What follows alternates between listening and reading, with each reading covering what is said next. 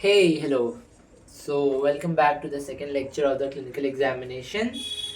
पिछले वीडियो में हम लोग देखे थे क्लिनिकल एग्जामिनेशन क्या होता है, क्लिनिकल एग्जामिनेशन में क्या क्या करते हैं हम लोग। सोप मॉडल के बारे में हम लोग पढ़े थे, जिसमें सब्जेक्टिव डेटा जो था, हिस्ट्री टेकिंग के बारे में हम लोग पढ़े थे, पेशेंट का हिस्ट्री लेना, डिजीज हिस्ट्री लेना और उसका मैनेजमेंट हिस्ट्री, जिसमें environment, nutrition, reproductive, breeding and miscellaneous था। आज हम लोग करेंगे ऑब्जेक्टिव डेटा। ये अपने काम का डेटा है, मतलब हम लोग के द्वारा कलेक्ट किया जाएगा। ऑब्जेक्टिव डेटा क्या होता है क्लिनिकल एग्जामिनेशन में, बहुत इंपॉर्टेंट है। फैक्चुअल मेजरेबल इंफॉर्मेशन, मतलब कि ये फैक्ट जो आप ऑब्जर्व करोगे, देखोगे, मेजर जिसको कर सकते हैं, gathered through observation and physical examination of patient bye veterinarian. ठीक है, जब आपके पास ओनर क्लिनिक में आया है अपने किसी एनिमल या पेशेंट को लेकर के कोई क्लिनिकल कॉम्प्लिकेशन से, हम लोग सबसे पहले ओनर से उसका डिजीज हिस्ट्री लेते हैं, उसके बारे में पता करते हैं। नेक्स्ट जो है, हम खुद पेशेंट को अपने से ऑब्जर्व करेंगे। ठीक है, हम लोग उसको ऑब्जर्व करेंगे और फिजिकली एग्जामिन करेंगे और उससे इंफॉर्मेशन गैदर करने का कोशिश करेंगे। That is the objective data, जो कि मेजर पार्ट क्लिनिकल एग्जामिनेशन में, जिसमें हमारा जो स्टडी है, जो हमारा रोल है एज अ वेटनेरियन डायग्नोसिस करने में जो हेल्प करेगा, वो ऑब्जेक्टिव डेटा का पार्ट है। अब ऑब्जेक्टिव डेटा में बहुत सारा लेक्चर, बहुत सारा नोट्स, बहुत सारा रीड किए हैं, तो उस हिसाब से दो मेजर क्लासिफिकेशन जो हमको आया ऑब्जेक्टिव डेटा में, एक है डिस्टेंट, एक है क्लोज। ठीक है, डिस्टेंट एग्जामिनेशन में क्या होता है, हम लोग जो है पेशेंट को बस चुपचाप ऑब्जर्व करेंगे, आंखों का खेला। ठीक है, ऑब्जेक्टिव डेटा में क्या करता है, वेटनेरियन अपना सेंसेस को यूज करता है, जो देख पा रहा है, महसूस कर पा रहा है, छू पा रहा है, फील कर पा रहा है, उससे वो डिजीज का या अबनॉर्मलिटी का पता करने का कोशिश करता है। तो डिस्टेंट एग्जामिनेशन में हम लोग ऑब्जर्व करते हैं पेशेंट को। ठीक है, इसको ही हम लोग कई जगह पे लिखा हुआ वर्ड देखेंगे, इंस्पेक्शन। सुने ना, इंग्लिश में तो बहुत जगह यूज होता है, पुलिस आए इंस्पेक्शन के लिए, क्लासरूम का इंस्पेक्शन हो रहा है, मतलब कि कोई एक अथॉरिटी आकर के सब चीज देख के जाता है कि सब सही से है कि नहीं। तो डिस्टेंट एग्जामिनेशन, या जिसको हम इंस्पेक्शन कह रहे हैं, वो आपका क्या है, आईज के थ्रू। और क्लोज एग्जामिनेशन, जिसमें आप अपना हाथ से टच उच करके या फील करके करेंगे, वो पार्ट होता है फिजिकल एग्जामिनेशन का। ठीक है, कई जगहों पे ये जो जनरल एग्जामिनेशन जो हम लिख दिए हैं, डिस्टेंट एग्जामिनेशन या इंस्पेक्शन, वो फिजिकल एग्जामिनेशन में ही लिखा हुआ मिलता है। बहुत जगह हम भी कंफ्यूज हो रहे थे कि ये सेम चीज़ है या अलग चीज़ है, पर जितना हमको समझ में आया वहाँ आप करेक्ट भी कर सकते हो। जनरल एग्जामिनेशन या ऑब्जर्वेशन, ऑब्जर्वेशन मतलब क्या है, इंस्पेक्शन कर रहे हैं हम लोग, ऑब्जर्व कर रहे हैं through our eyes, we are looking the patient जो हमारे पास एनिमल आया है। It is the general, general क्यों, ओवरऑल ऑब्जर्व कर रहे हैं, सिस्टेमिक भी ऑब्जर्व कर सकते हैं, ऐसे general examination without touching. Without touching means you are just looking to the patient. आधा जो एक्सपर्ट ऐसे डॉक्टर्स कहते हैं कि आधा प्रॉब्लम जो है, जब पेशेंट चल के आता है आपके पास, या जो पेशेंट खड़ा रहता है दिखता है, वो एक्सपर्ट डॉक्टर आधा प्रॉब्लम तो वहीं पकड़ लेते हैं कि कहाँ गड़बड़ हो सकता है। क्या देखेंगे हम लोग जनरल एग्जामिनेशन में, या जब हम लोग पेशेंट को विजुअली इंस्पेक्ट कर रहे हैं, तो हमारे किन किन चीज़ों पे, किन किन फैक्टर्स पे ध्यान जाएगा। पहला है लेवल ऑफ कॉन्शियसनेस। ठीक है, सॉरी बहुत ज़्यादा ये उधर है।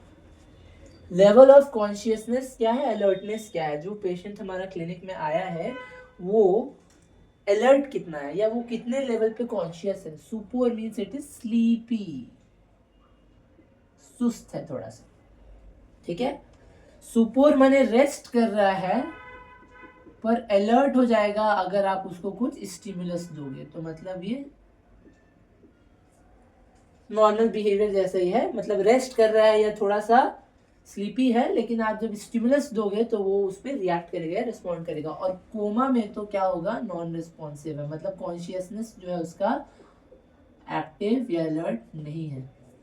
ठीक है, ये आप जनरली हम लोग आंख से देख सकते हैं, जैसे कोई बच्चा है, कोई ऐसे आता है आसपास हमारे, तो हम देखते हैं ना वो उसका बिहेवियर कैसा है, वो चंचल है या वो रिस्पॉन्स कैसा कर रहा है। तो पेशेंट जो है उसका एक्टिविटी या अलर्टनेस या कॉन्शियसनेस किस लेवल पे है। अगर तो वो सो रहा है या उस टाइप का है देन इट इज सुपोर। अगर वो स्टिमुलस देने पे रिस्पॉन्ड कर रहा है देन इट इज टूपोर। और अगर वो रिस्पॉन्सिव ही नहीं है then it is the coma. ठीक है, इसमें ये अराउज कर जाएगा स्टिमुलस देने पे। नेक्स्ट चीज जो हम लोग ऑब्जर्व करेंगे इंस्पेक्शन में that is the behaviour of the animal. Behaviour of the animal normal है, मतलब इन जनरल जो हम लोग स्पीशीज वाइज उसका बिहेवियर एक्सपेक्ट करते हैं, क्या वो उस तरीके से बिहेव कर रहा है, या ओनर लेकर के आया तो वो आपको एक आइडिया दे देगा कि वो अपना नॉर्मल में है। रेस्टलेस, मान लेते हैं इसका बहुत एग्जांपल अच्छा है, हॉर्स जो है कोलिक में छटपटाता है, रेस्टलेस हो जाता है, मतलब पैर पटकेगा, झटकेगा, ठीक है, खड़ा नहीं रहेगा, शांति से छूने से इरिटेट हो जाएगा, that is the restless behaviour. Frenzy तो मतलब मैड, ये किसमें होगा, रेबीज का जो फॉर्म होता है, कौन सा फॉर्म होता है एग्रेसिव वाला, उसमें ये डॉग्स में फ्रेंजी बिहेवियर आ जाता है। ठीक है, कोमाटोज, कोमाटोज मतलब बिहेवियर क्या हो गया, बिल्कुल ही इनएक्टिव हो गया है, कुछ भी बिहेवियर शो नहीं कर रहा है, तो वो कोमाटोज बिहेवियर है। तो सबसे पहले जब हम लोग एग्जामिन करें इंस्पेक्शन में, हम लोग उसका अलर्टनेस देख रहे हैं, अलर्ट है, स्लीपी है या बिल्कुल ही नॉन रिस्पॉन्सिव है, बिहेवियर कैसा है, अपने नॉर्मल बिहेवियर में है या रेस्टलेस है, रेस्टलेस होगा तो कुछ दिक्कत ही होगा, फ्रेंजी हो गया है, पगला गया है, या कोमाटोज हो गया, बिल्कुल शांत हो गया, बिल्कुल ही आपका non responsive inactive behaviour show कर रहा है ना। पोस्चर, बॉडी डिफॉर्मिटीज को भी हम लोग फिजिकली जाने से पहले अपना आई से इंस्पेक्ट कर सकते हैं। पोस्चर में हम लोग देखेंगे दो कंडीशंस है, स्टैंडिंग में और रिकम्बेंट में।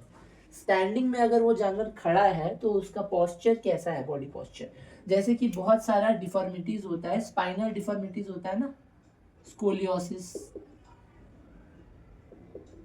काइफोसिस,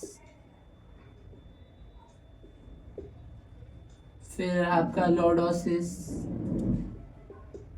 ये स्पाइनल डिफॉर्मिटीज है। इसमें वो एनिमल जो है स्पाइनल उसका पोस्चर जो है गड़बड़ रहेगा, या कहीं पे अगर फ्रैक्चर है या चोट है उसकी बॉडी में, तो फ्रैक्चर या चोट के कारण भी वो सही से खड़ा नहीं रहेगा।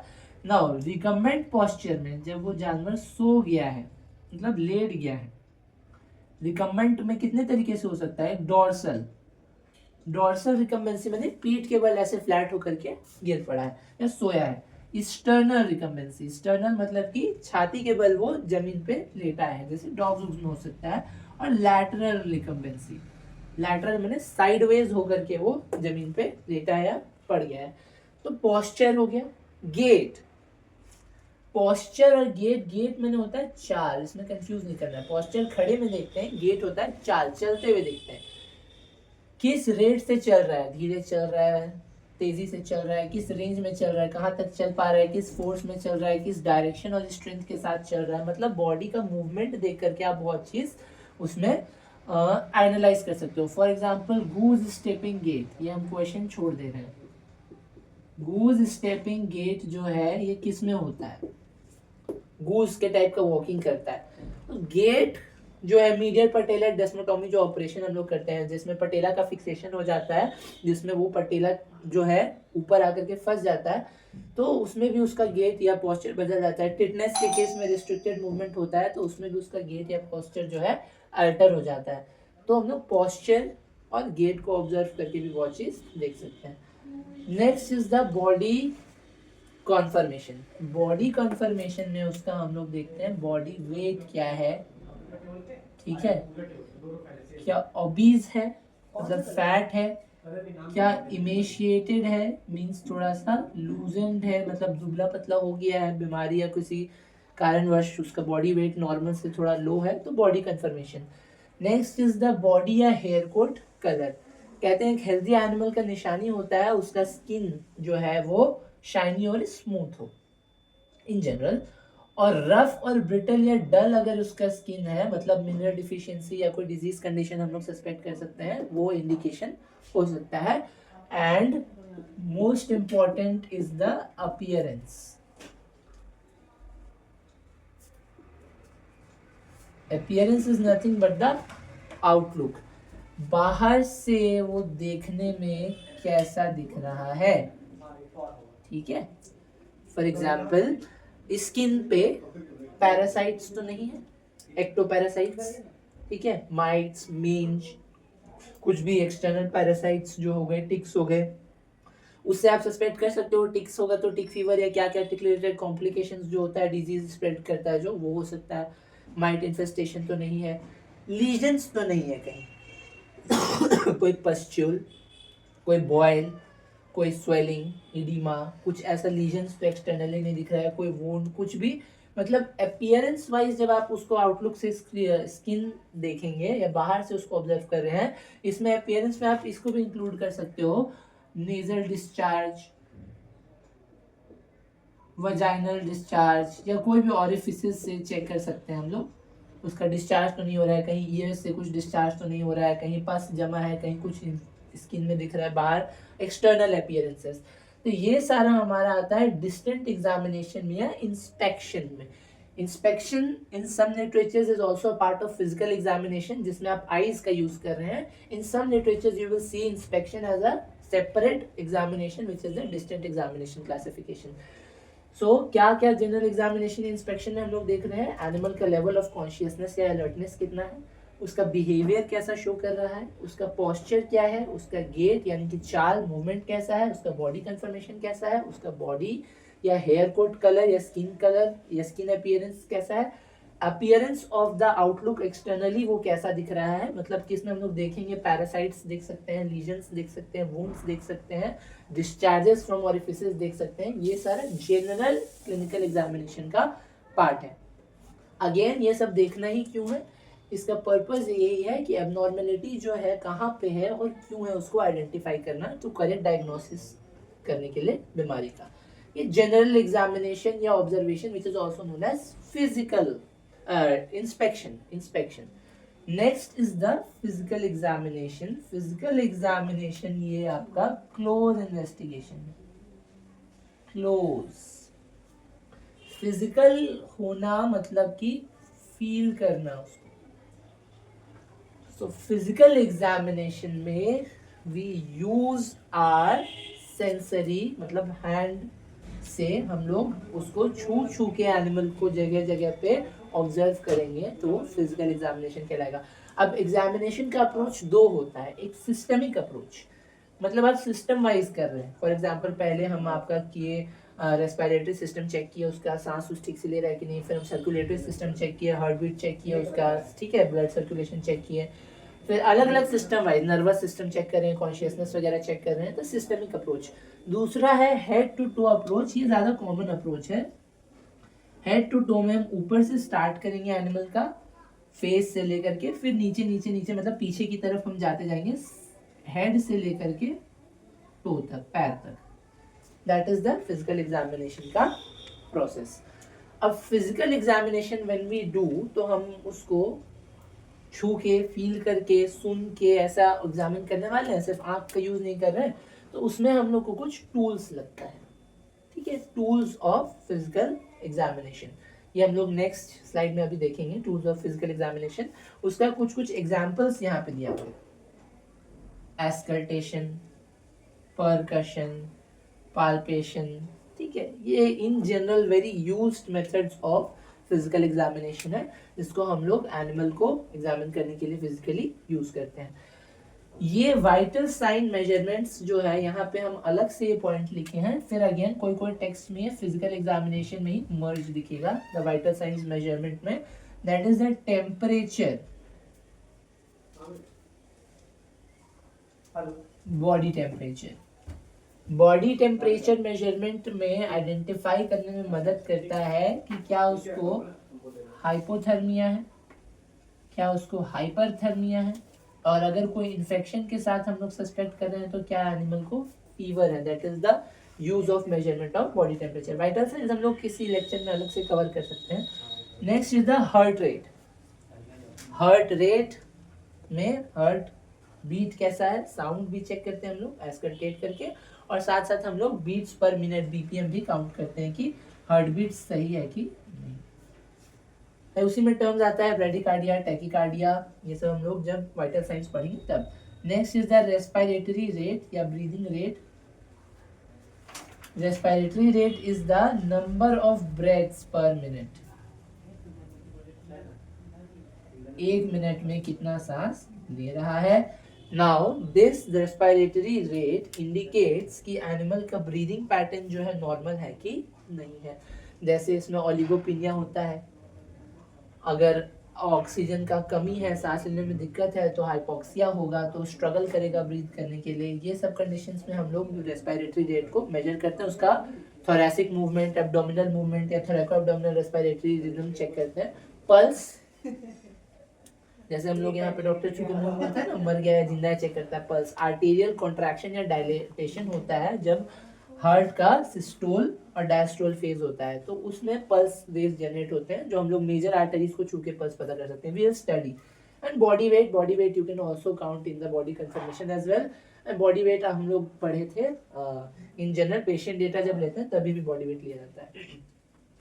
सो ये कंप्लीट हो गया इसमें इंस्पेक्शन वाला part. Consciousness, stupor, coma, behaviour, normal, restless, frenzy, comatose, posture, खड़ा है या लेटा है, खड़ा है तो क्या क्या डिफॉर्मिटीज हो सकता है, लेटा है तो क्या क्या चांसेस हो सकते हैं, वो जैसे डाउनर स्काउ सिंड्रोम में लेट जाता है मुंडी टेढ़ा करके पीछे की तरफ। और बॉडी कंफर्मेशन, ओबीज है या इमेशिएटेड है या नॉर्मल बॉडी वेट है, उसका एज के हिसाब से बॉडी का कलर कैसा है, हेयर कोट, स्किन अपीयरेंस कैसा है externally.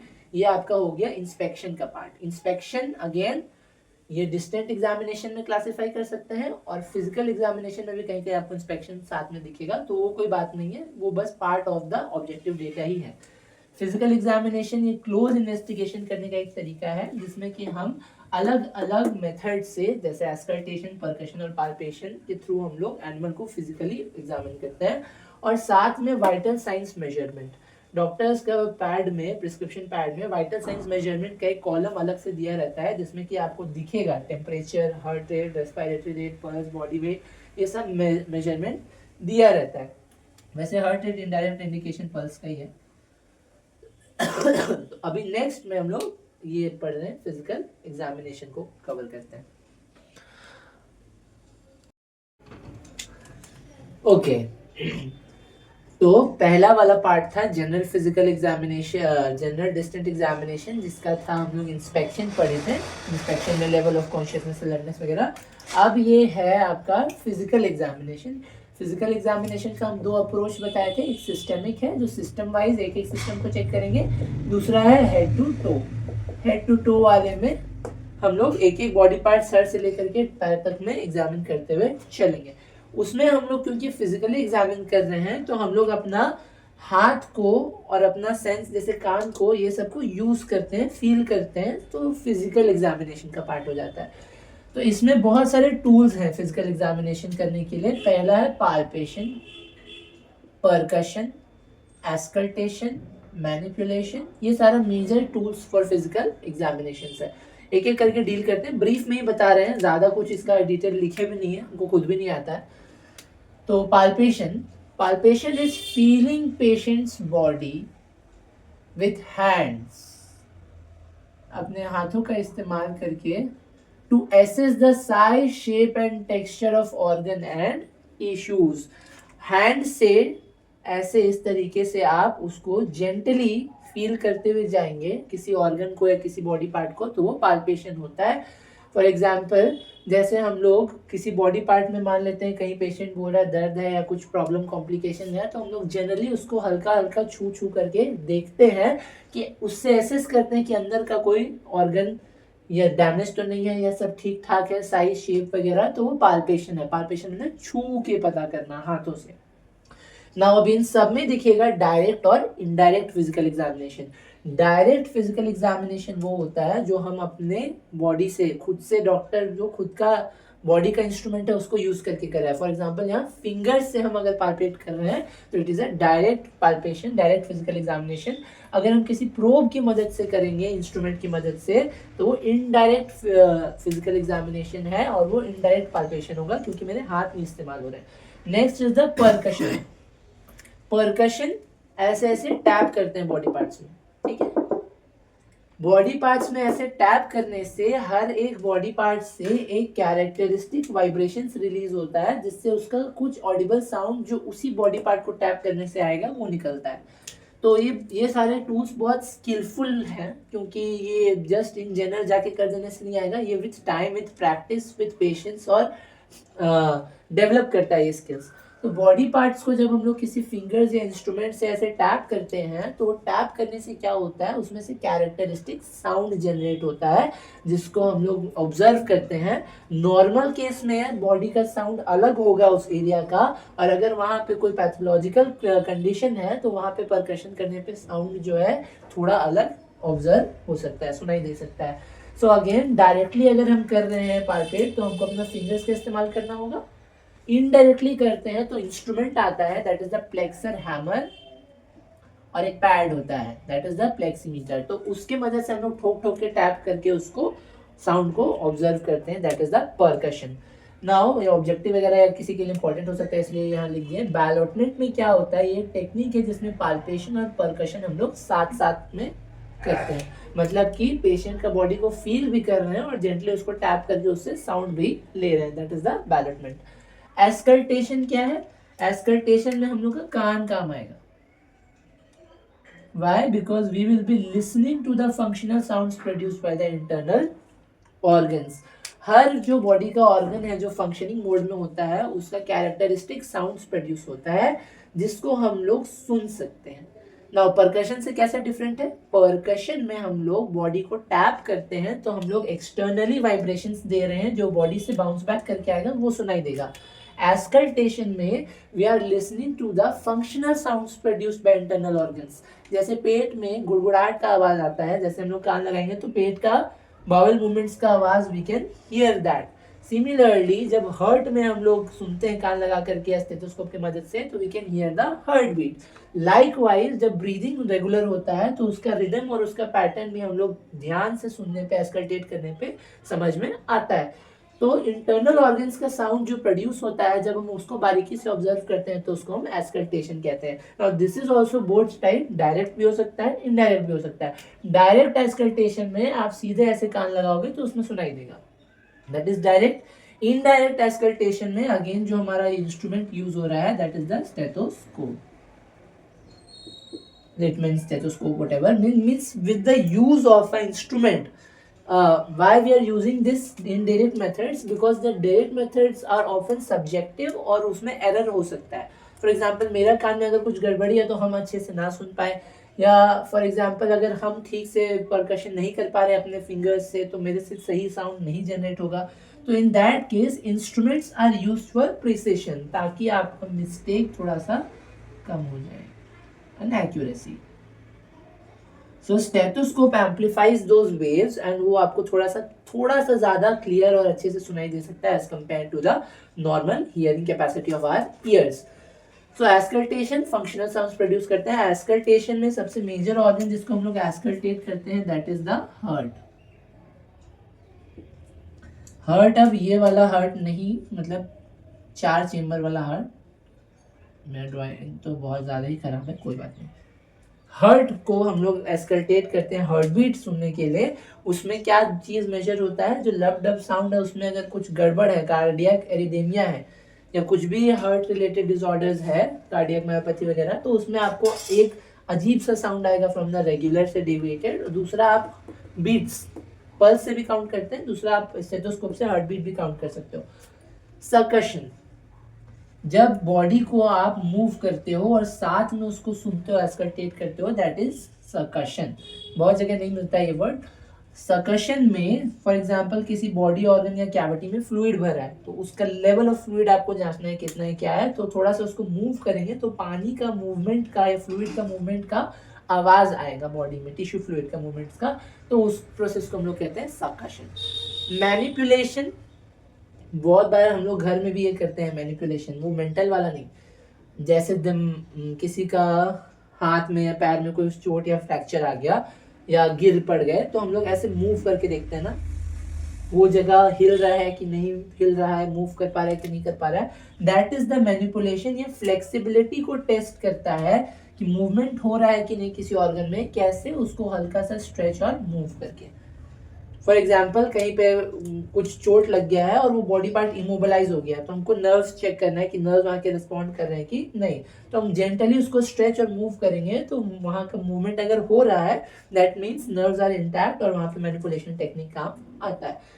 These are the tools for physical examination जो कि हम लोग फिजिकली एनिमल पे अप्लाई करते हैं। Means we use our hands, ears and our sensory perspective. Other मतलब एक्सक्लूड नहीं, आईज के साथ साथ। आईज वाला जो होता है वो जनरल इंस्पेक्शन है, और जब हम हाथ और कान का यूज करने लग जा रहे हैं, that is the physical examination. ये क्लोज इंस्पेक्शन का पार्ट है, क्योंकि इसके लिए हम लोग को एनिमल के पास आना पड़ेगा। दो मेथड्स है, सिस्टेमिक वे में भी हम लोग कर सकते हैं, और आपका हेड टू टो बेसिस पे भी फिजिकली एग्जामिन कर सकते हैं। अगेन पैथोलॉजिकल साइन सिम्टम्स ही पता करना है उसमें। Next is the vital science. Vital science बोले तो vital science clear cut indication देता है बॉडी का फिजियोलॉजिकल पैरामीटर्स के बारे में।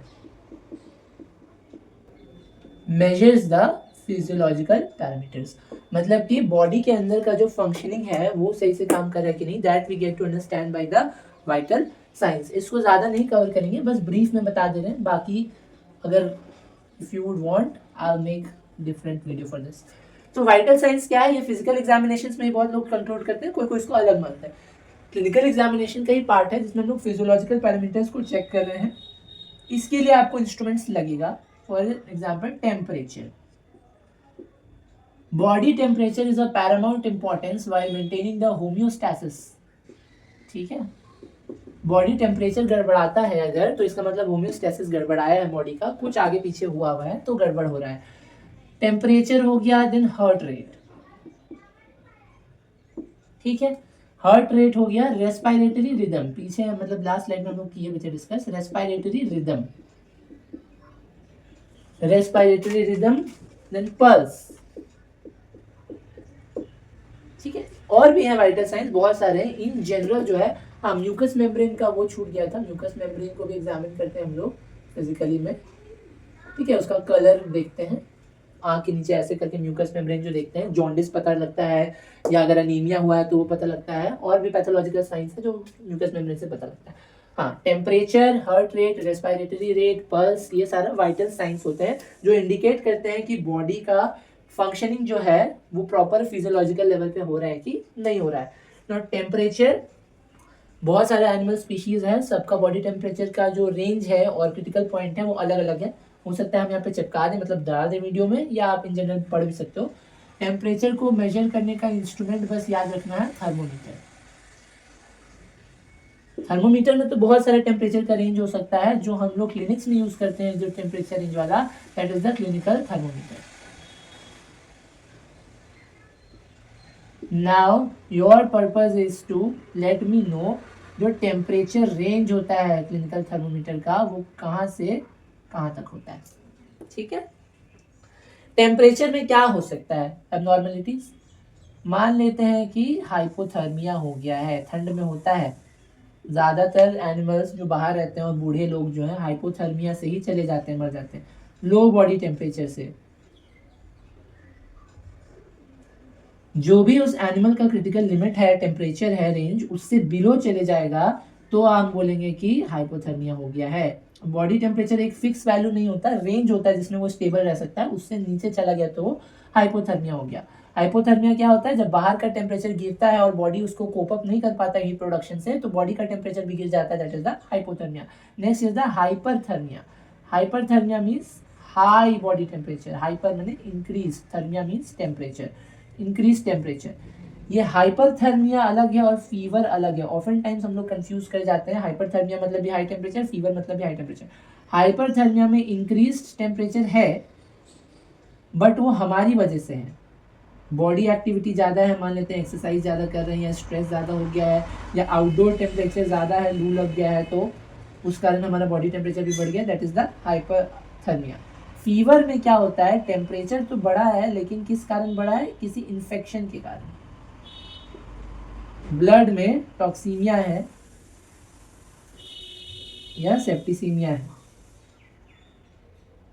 इसमें क्या होता है, हाइपोथैलेमस का थर्मल सेट पॉइंट जो है ये बढ़ा देता है, फीवर में कुछ केमिकल्स निकलते हैं इंटरल्यूकिन्स वगैरह, वो बॉडी टेम्परेचर को बढ़ाने का सिग्नल देता है हाइपोथैलेमस में, तो उस कारण से ये बढ़ जाता है, तो फीवर इन्फेक्शन का एक वो है, इंडिकेशन है।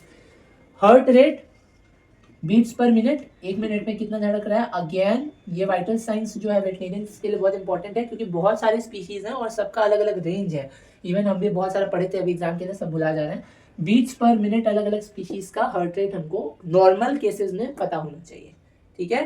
टैकीकार्डिया होता है, ब्रेडिकार्डिया होता है, हार्ट रेट बढ़ता है, हार्ट रेट घटता है, वो भी पैथोलॉजिकल कंडीशंस में आ जाता है।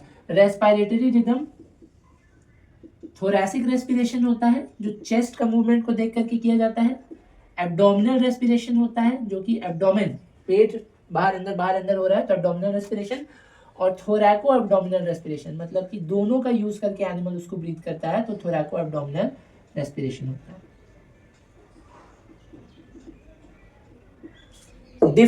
डिफरेंट स्पीशीज में respiratory rhythm, temperature, heart rate सब वैरी करता है। जनरली जो स्मॉल एनिमल जितना होगा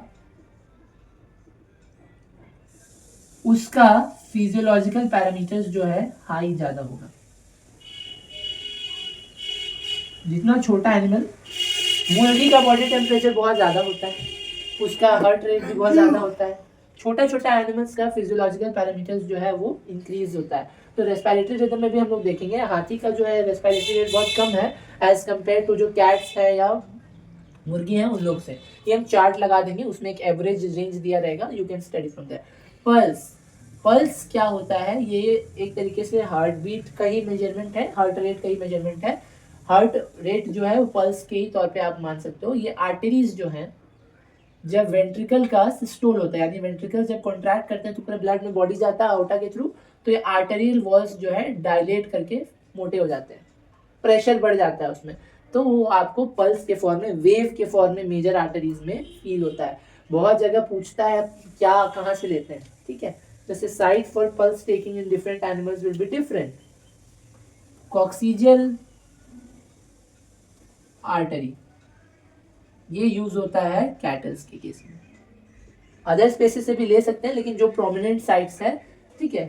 फीमोरल आर्टरी, छोटा छोटा एनिमल्स जो है, cat, dog, sheep, goat, that is femoral artery.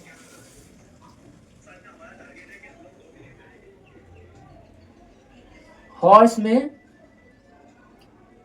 External maxillary artery,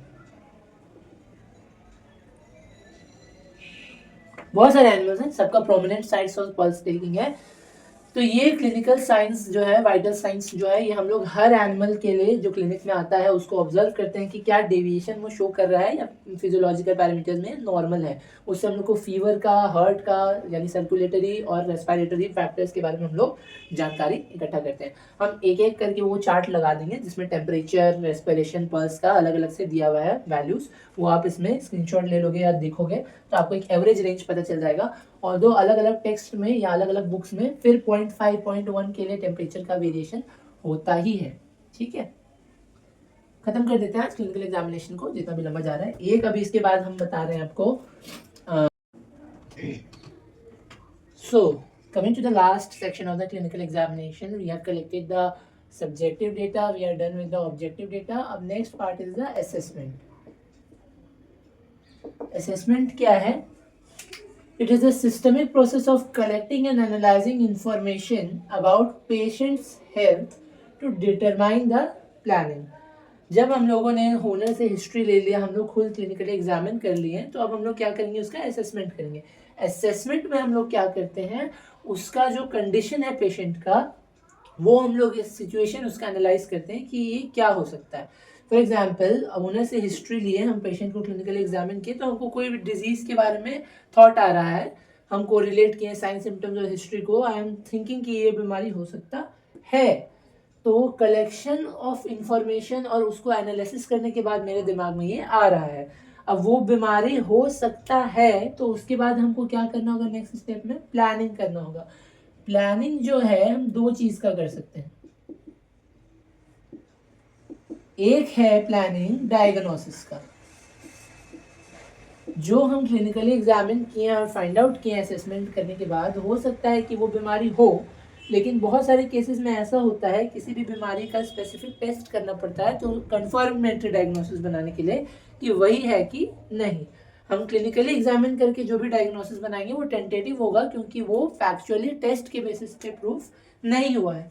तो हम प्लानिंग करेंगे कि जो हम सोच रहे हैं वो बीमारी है कि नहीं, उसको हम प्लान करें कंफर्मेटरी डायग्नोसिस के लिए। ठीक है, ये कैसे हो सकता है, लैब इन्वेस्टिगेशंस, जितना भी हम लोगों ने टेस्ट पढ़ा है, बायोकेमिकल टेस्ट, माइक्रोबायोलॉजिकल टेस्ट हो गया, सब लैब इन्वेस्टिगेशंस में काम आ सकता है। जैसे हम पीसीआर कर सकते हैं, हम एलाइजा कर सकते हैं, हम कोई भी अगर ये कर रहे हैं, हम ब्लड टेस्ट कर सकते हैं, कंप्लीट ब्लड प्रोफाइल निकाल सकते हैं उसका, और हम स्लाइड प्रिपेयर कर सकते हैं, हम कल्चर कर सकते हैं, एंटीजन एंटीबॉडी रिएक्शन जो है अलग अलग मेथड से, HA/HI वगैरह, जितने भी टाइप के लैब टेस्ट हम कर सकते हैं, इन्वेस्टिगेशंस कर सकते हैं कंफर्मेटरी डायग्नोसिस अपना बनाने के लिए। बायोकेमिकल टेस्ट बहुत सारे आते हैं, बायोकेमिकल टेस्ट कर सकते हैं, SDS हो गया, पेज हो गया, ठीक है, SDS पेज वगैरह, ये सब हो गया हमारा लैब इन्वेस्टिगेशंस। और दूसरा क्या प्रोसेस है प्लानिंग का, ट्रीटमेंट का।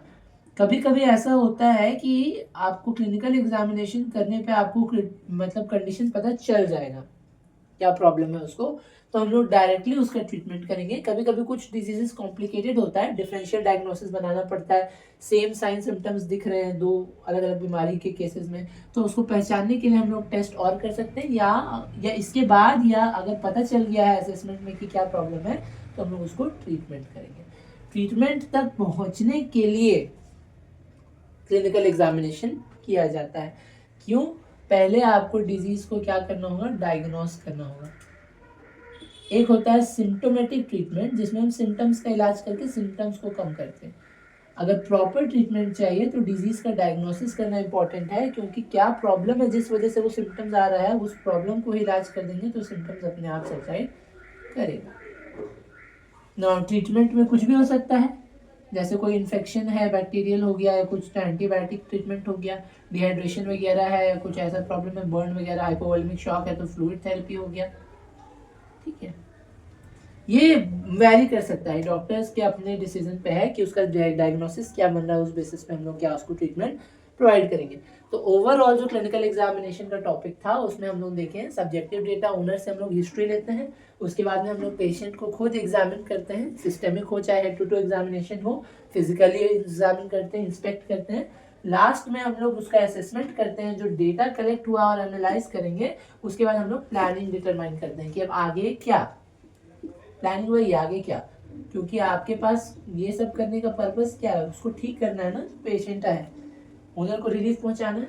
तो प्लानिंग में हम लोग डिजीज का और डायग्नोसिस बना सकते हैं कंफर्मेटरी, अगर हमको दो डिजीज में शक लग रहा है या हम नहीं पहचान पा रहे हैं क्लिनिकल एग्जामिनेशन में, तो टेस्ट करवाएंगे, इन्वेस्टिगेशंस करवाएंगे, और उसके बाद में हम प्रॉपर ट्रीटमेंट चलाएंगे। ट्रीटमेंट प्रोटोकॉल्स जो किसी बीमारी का स्टैंडर्ड है वो फॉलो होगा, और इन जनरल सिम्टोमेटिक ट्रीटमेंट्स जो है वो भी दिया जा सकता है तब तक के लिए जब तक कि आपका रिपोर्ट्स नहीं आता।